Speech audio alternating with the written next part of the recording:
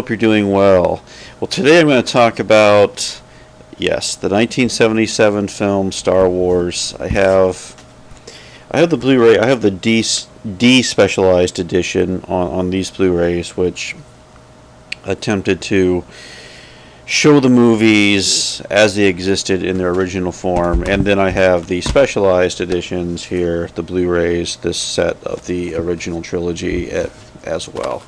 So, yeah, Star Wars 1977, and it's one of these, what can be said about this movie that hasn't already been said? Watching it this time, though, I tried to watch it from a 1970s perspective, and watching all of these more downbeat dystopian movies like Rollerball or Demon Seed or Soylent Green and all of these in the 70s, and Star Wars is like just a breath of fresh air, because it's, in its own way though, Star Wars is a dystopia, because it is a tyrannical empire is in control of the galaxy, and as like the Andor TV show gets into that in more depth, but ultimately though, this is just it's just a classic traditional adventure with heroes, with villains, with the good side coming out on top, the underdogs. It just has all the classic tropes of a classic movie. Of course, the original film was written by George Lucas, directed by George Lucas. Lucas spent a long time writing the script for this film, and that's been well documented in several books, where Lucas had made THX 1138, which came out in 1971, made American Graffiti after that, which was a big hit, which gave him the power, I guess, to make Star Wars. Although he had to shop it around to different studios, and eventually 20th Century Fox agreed to produce the movie. We know the scripts went through many different incarnations. Initially, Lucas wanted to adapt Flash Gordon. He could not get the rights, so he created his own story. And all the influences that went into Star Wars, that's all been written about as well. Everything from Dune, which came out in the mid 60s with the desert planet. Of course, the first hour of this movie is set on Tatooine, the desert planet. Lucas's passion for Japanese cinema, Kurosawa especially, the film The Hidden Fortress, huge influence on Star Wars. Then you get in everything from comic books to old serials like Buck Rogers, Flash Gordon, westerns, fantasies like Wizard of Oz. There's just so many elements that went into the film. Now, some think of Star Wars as a pastiche of different styles and everything, but in some ways I think the film transcends almost the concept of a pastiche, because it creates such a tangible world that, well, for millions of audiences it felt real, almost more real than reality sometimes, as people would go back and watch this movie over and over and over again, and despite it's almost 50 years old, it's still such a rewatchable movie, and that's something to think about too. Why is this movie so rewatchable? And I think it's just like I said, you have the music by John Williams, which is just part of the soundtrack of everything. The sound of Star Wars, all the sound effects that were created in the making of this film, Ben Burt and all the technicians who did the sound and went to great lengths to get these unique sounds. I think the performances, the three leads, all Mark Hamill, Carrie Fisher, Harrison Ford, bring the chemistry between those three, bring so much to it. And the fact that we spend the first really half hour of the movie with the droids on mouse with C3PO and R2D2, which are very real, tangible characters on their own right, and we've had robot or droid android characters before this, but nothing quite like Star Wars, where they felt like real, more real than real, as I keep saying. Where there's the scene when they meet Ben Kenobi in the desert, and the Sand People um, um, blow up 3PO or something, and just how 3PO's like, "I'm done for, let me go," and Luke is like, "No, no, you're fine. What kind of talk is that? We'll help you." So that's like just such a Star Wars thing where everybody helps each other. There's a real compassion running through the story, and that's such a beat through all the Star Wars movies too. And of course the special effects, which were cutting edge. I mean, I can imagine. I was not alive in 1977. I'm still a few years away, but to go into a big screen theater and to see these effects, I can't imagine how mind blowing it was. In 2001: A Space Odyssey, in Kubrick's film, the effects, of course, are impressive, but it all feels mechanical and oddly distant and alienating, the technology in Kubrick's film, whereas Lucas makes the technology real and tangible and it makes it cool. Just everything from the interior of the ships to, as I said, the sounds, the everything feels alive. In this story, just how the way the film is cut, where the people in the ship, then we go outside the ship with the special effects, with the Millennium Falcon flying away from the Death Star, and the way this film was edited is so impressive. Marshall Lucas and others, edited this film, and it's really mind blowing. I think the way this film was put together, maybe the greatest edited film of all time. I think I would make a case for that. The way it was, just each sequence was cut together so well. I mean, the film, you could argue the film is surprisingly slow by today's standards. In the first 30 minutes, it's slow. When we're in the desert in Tatooine or in Tunisia where they filmed it.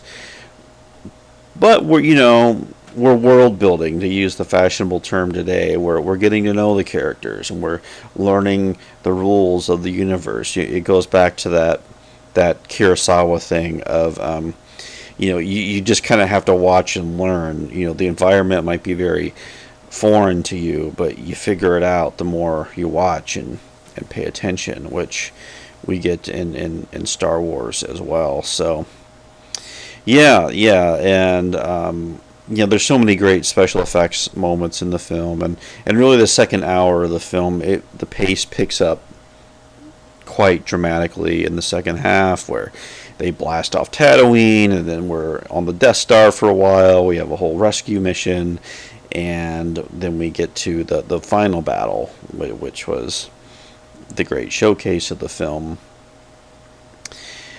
Right, and like there's been the making of this film was quite difficult, as everyone knows. Filming it in Tunisia and England, and stories about the crew not being on board with what Lucas was trying to do, or just and I think part of it was just how different this approach was to science fiction, where you have all these different creatures and droids and ships, and there's a big political allegory in the film, clearly coming out of the Vietnam War. Lucas had wanted to make Apocalypse Now way back in the late 60s, and follow a Viet Cong soldiers as they win the triumph in the revolution, and that you can see that kind of be into Star Wars here, translated into this film as well. So the political context to it, and I mean, there's just so many ways I think you can read into to the film, whether a Vietnam allegory or even a World War II allegory. All that iconography is there in the film. Yeah, definitely. So yeah, and let's see. I should talk about the. I'm just kind of going out riffing a little bit today. Not too planned. Yeah, and the fact that this movie was such a big hit, and it led to sequels, an original trilogy, and how the studio maybe thought it would be a moderate hit at best, and Lucas himself wasn't too sure if this movie would be successful since it was so difficult to make. The post production with the special effects, it was just I'm sure a lot of fun and hard work at ILM, Lucas's company, putting this together, but just such a impressive feat. Everything here, and like I said, the comparative with 2001, where their ships, and maybe 2001 is probably more realistic depiction of space travel with the ships just kind of moving slowly, and space is very cold and dismal in 2001, which is probably more true. But like I said, Lucas makes it all come alive. Like it's just a really vibrant, tangible galaxy that we get in this film, that whether it's drawing upon myth, drawing upon folklore. It's not a movie like Kubrick is so much interested in the future and what the future will be, but this film is, it doesn't really care about that. It's just about, let's just do all this cool stuff, and just like, and do it in a very traditional way, but in a form that's very creative and fresh, that we get in the film as well. So, yeah, so much to talk about. I mean, you could break this film down easily, scene by scene, and talk about it. I'm trying to think what my favorite scene in this film is, because there's so many memorable ones, but it's really hard to pick one. I guess the cantina scene, that's a classic scene. Everyone loves the cantina, and that's a lot of fun. That's a big scene in the movie where it's the first step into the larger world, as Obi-Wan Kenobi says, and where the film really gets into another level of storytelling once we go into the cantina, with kind of like the pseudo jazz music playing, and the whole atmosphere in that place. It's such a memorable scene, and the stuff on the Death Star is great. I mean, just the contrast between the whites and black. That's the use of colors is so important in Star Wars, and here, it's the white and black of the Death Star, and the earth tones of Tatooine, and all these things. So just how color works in this movie so well.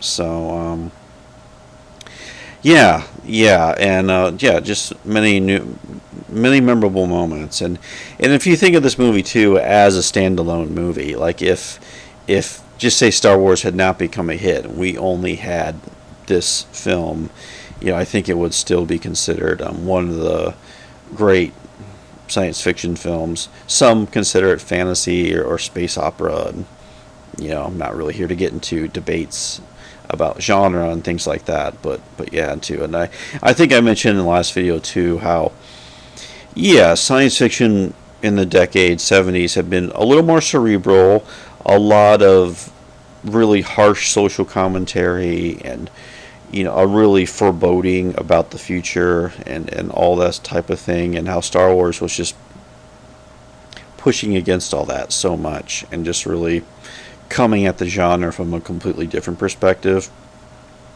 You could argue that it as critics of Star Wars always say, is that it lowered the intelligence, or infantilized the genre, and I would say, sure, okay, you could make that point, but I would always say, well, look at how many people's imaginations, especially young people, were just put into hyperdrive by this movie, and I think that's worth a lot too, and I think that's something where sure, I love the cerebral sci-fi movies. They're great, but there's something to be said for a movie that's just about exciting the imagination and getting people really involved in storytelling in a way that really no film before this I think had got people so invested in the story. Maybe Wizard of Oz you can make a case for, but there's really a small handful of films that had the